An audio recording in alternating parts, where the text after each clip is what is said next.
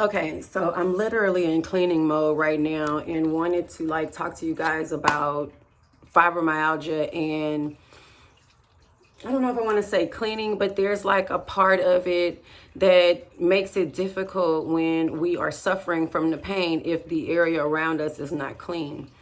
Like I had where one of the dogs turned over one of Dad's juices, and so it was under the couch. They didn't notice it. So when I'm cleaning up one spot, I'm like, I clean my walls and everything. And so what happens is when we go into that mode, we push ourselves to get something done. What happens is later we have the effects of what we did. Our bodies are wretched with pain. I know for me, my legs hurt.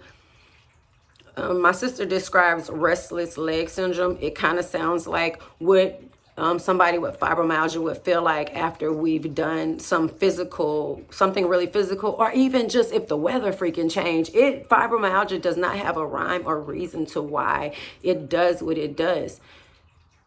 I said that to say, of course, everything that I share with you guys here is simply because I've overcome so much. Where fibromyalgia had me to the point where I wanted to kill myself. I attempted suicide 3 times. My pain was so bad that, see, I had a thalamic stroke, which is pretty much the relay box for the central nervous system. So my nervous system would get so over active that it would shut down, and I couldn't open my hands. My feet would kind of just club up. You could not touch me. If you touched me, it was like,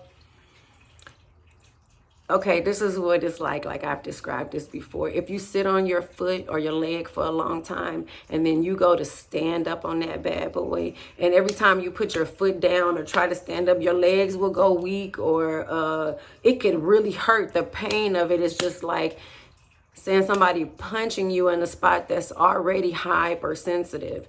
So I'm gonna find ways to describe to those who don't understand. See, because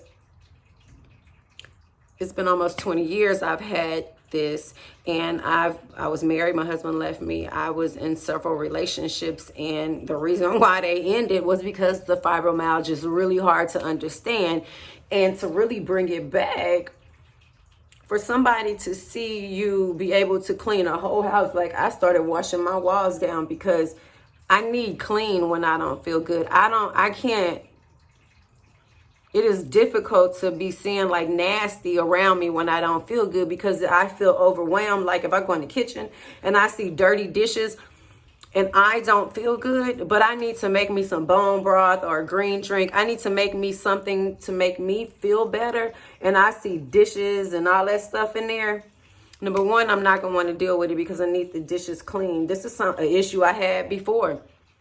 I had fibromyalgia, if that's something to say, before I had fibromyalgia, because we'll talk one day how I feel like maybe fibromyalgia kind of always been there, and it untreated, it kind of just developed.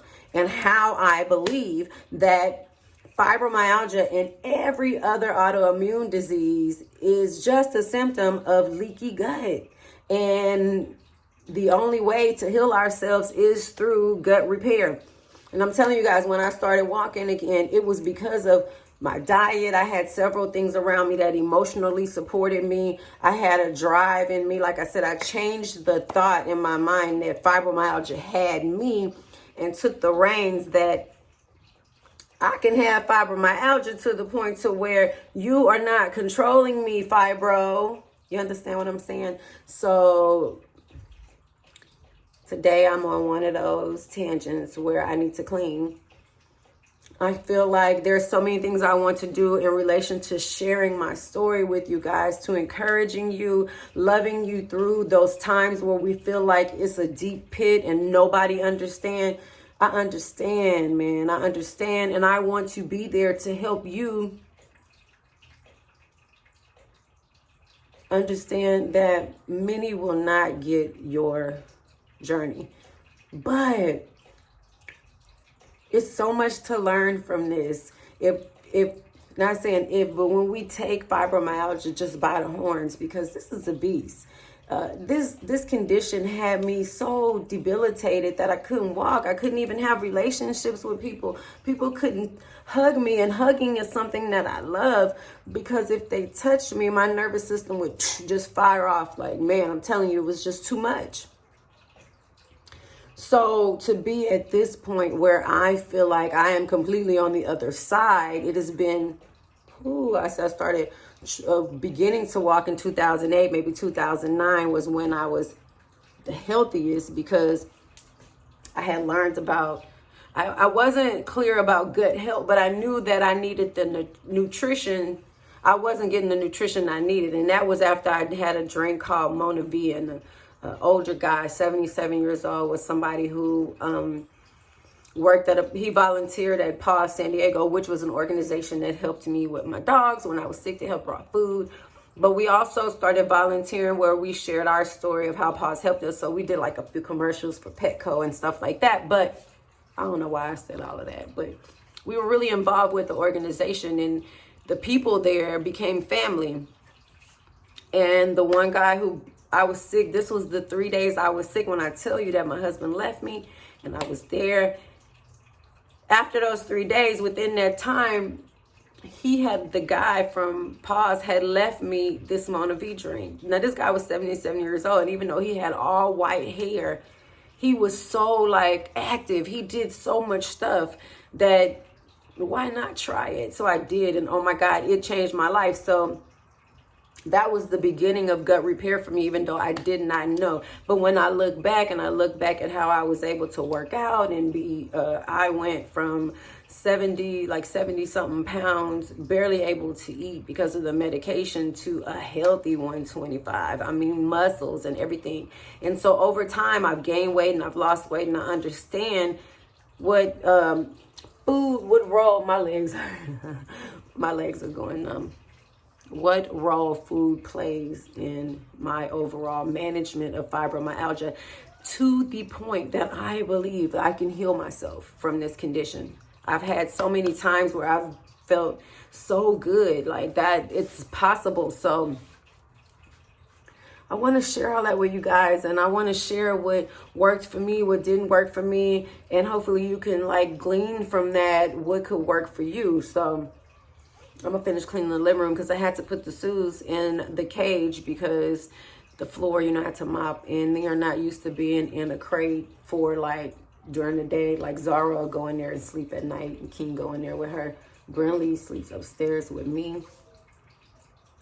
So they're not used to being crated. So I have to finish mopping the floor so I can drive real quick. But I just wanted to come here and talk to you guys just really about that, fibromyalgia and cleaning, and really how one of the things I learned in counseling, I'll talk to you guys about. I mean, I pretty much had every year, 20 years of counseling with different type of therapists to help me understand how to manage and live with fibromyalgia. And one of those therapists was a biofeedback therapist. I'm sorry, I keep moving, my legs are hurting, but I don't want to move the camera. That's going to be a whole bunch of, he was a biofeedback therapist.